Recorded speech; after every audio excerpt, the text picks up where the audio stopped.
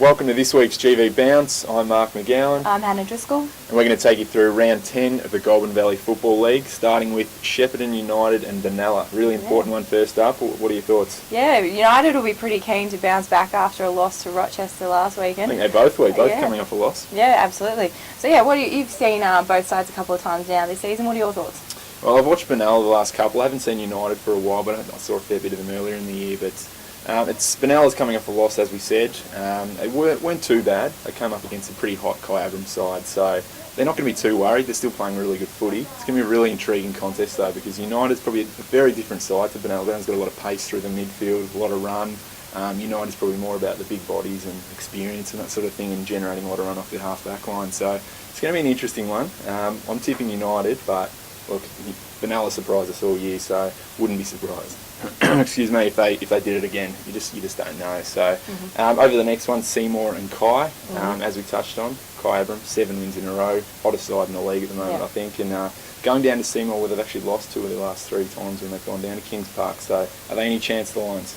Look, Seymour will be hungry to get another win. They were probably unlucky last week to miss out. A goal in the final sort of minute of the game has pinched it from them. A very emotional game for them, obviously, last week as well. But yeah, as you said, Kyabram, hot to trot. It'd be very hard to tip against them this week with the form they've been in the first half of the season. And what about Tom Sheldon? Unbelievable. 2 months he's been in the best every single week. I mean, it's an unbelievable run of form. I'm sure it's going to end at some point.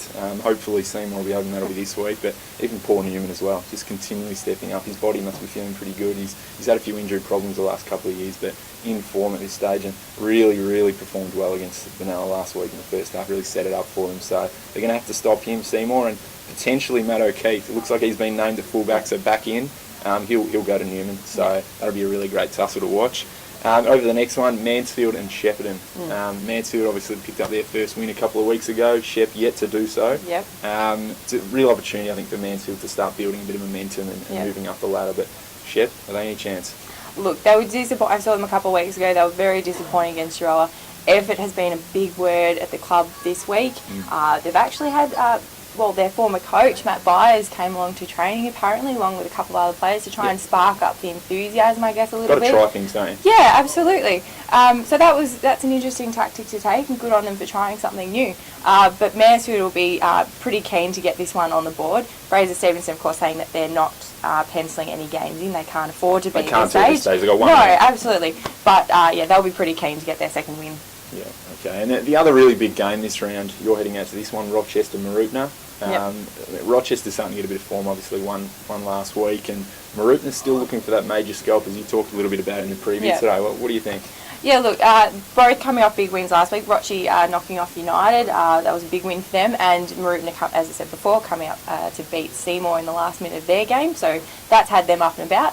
Roche tried something different with their midfield, and by the looks of it, it gave them the run to beat United last week.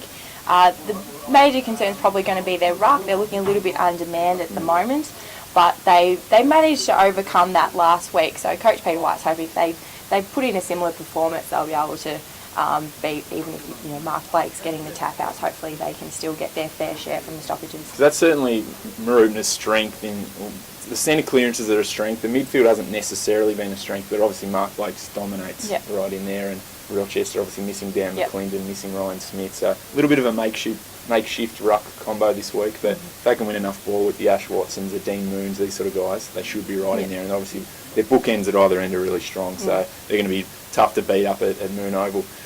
Going over to the next one, Tat and Euroa. Looks like a bit of a lopsided one on paper.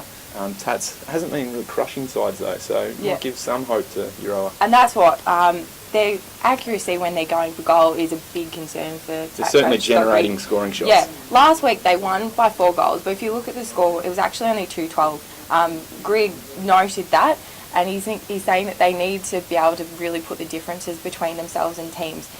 Percentage hasn't come up. He's not worried about percentage, but he's saying if they can get more accurate when they go for goal, it's going to be reflecting positively, not just on that area of the ground, but how they're moving the ball. Yeah, you'd have to think Tatura's going to win that one fairly comfortably, but Euroa, again, they've surprised us on a few occasions this year. They could be in for a big day. You just don't know. Yeah.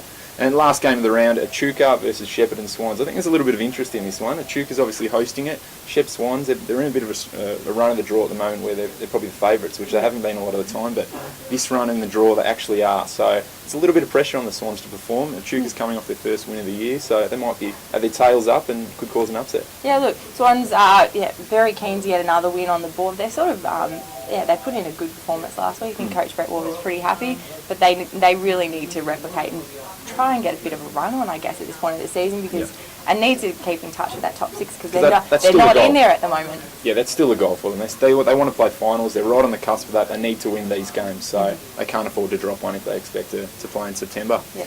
And that wraps up this week's round of footy, Hannah, and we hope you get out there and have a look. We certainly will. It should be a good round of footy.